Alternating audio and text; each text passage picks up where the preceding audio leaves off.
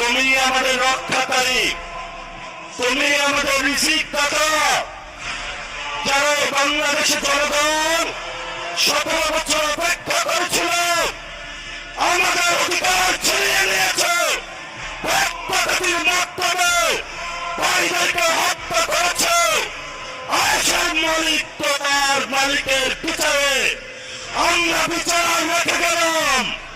তুমি তাদের দৃষ্টান্তমূলক শাস্তি বাংলার মাটিতে জনগণের সামনে করবে। আমরা আজকে তোমার মসজিদের সামনে বিচার রেখে গেলাম।